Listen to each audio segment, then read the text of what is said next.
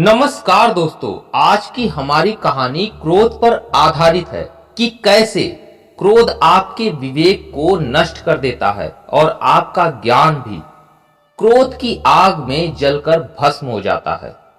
दोस्तों, क्रोध की अग्नि उस जलते हुए कोयले की तरह है जो आपने अपने हाथों में उठा रखा है किसी दूसरे व्यक्ति पर फेंकने के लिए कि आप उसे जला सके।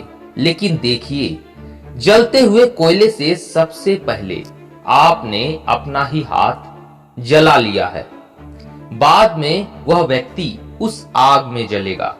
ठीक इसी प्रकार क्रोध करने वाला व्यक्ति क्रोध की आग में सबसे पहले स्वयं ही जल जाता है, फिर दूसरे को भी उस आग में जलाता है। इसलिए क्रोध को पालना ठीक उसी तरह है जैसे बारूद के ढेर पर बैठकर आप दूसरे के घर में आग लगाने की कोशिश कर रहे हो। इसी से मिलती जुलती आज की हमारी कहानी है क्रोध की आग। तो चलिए शुरू करते हैं आज की इस कहानी को। दोस्तों, क्रोध पर विजय पाना आसान तो बिल्कुल नहीं है, लेकिन उसे कम आसानी से किया जा सकता है।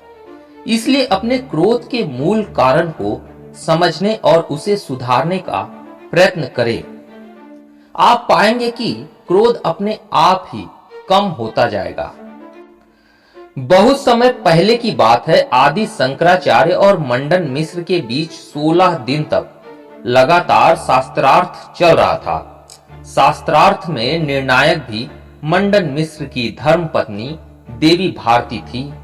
हार जीत का निर्णय अभी होना बाकी था। इसी बीच देवी भारती को किसी आवश्यक काम के सिलसिले में कुछ समय के लिए वहां से बाहर जाना पड़ा। लेकिन जाने से पहले देवी भारती ने दोनों ही विद्वानों के गले में एक एक फूलों की माला डालते हुए कहा, ये दोनों मालाएं मेरी अनुपस्थिति में आपके हार और जीत का फैसला करेंगी। यह कहकर देवी भारती वहां से चली गई। शास्त्रार्थ की प्रक्रिया आगे चलती रही। कुछ देर पश्चात देवी भारती अपना कार्य पूरा करके लौट आई। उन्होंने अपनी निर्णायक नजरों से शंकराचार्य और मंडन मिश्र को बारी बारी से देखा और अपना निर्णय सुना दिया। उनके फैसले के अनुसार आदि शंकराचार्य विजयी घोषित किए गए और उनके पति मंडन मिश्र की पराजय हुई थी। सभी दर्शक हैरान हो गए कि बिना किसी आधार के इस विदुषी ने अपने पति को ही पराजित करार दे दिया। एक विद्वान ने देवी भारती से नम्रता पूर्वक जिज्ञासा की, हे देवी, आप तो शास्त्रार्थ के मध्य में चली गई थी, फिर वापस लौटते ही आपने ऐसा फैसला कैसे कर दिया?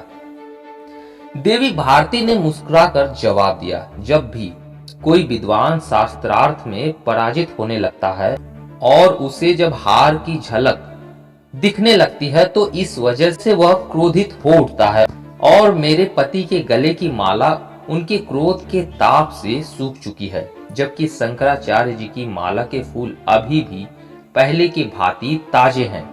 इससे ज्ञात होता है कि शंकराचार्य की विजय हुई। विदुषी देवी भारती का फैसला सुनकर सभी दंग रह गए। सबने उनकी काफी प्रशंसा की। दोस्तों, क्रोध हमारी वो मनोदशा है जो हमारे विवेक को नष्ट कर देती है और जीत के नजदीक पहुंचकर भी जीत के सारे दरवाजे बंद कर देती है। क्रोध न सिर्फ हार का दरवाजा खोलता है, बल्कि रिश्तों में दरार का भी प्रमुख कारण बन जाता है।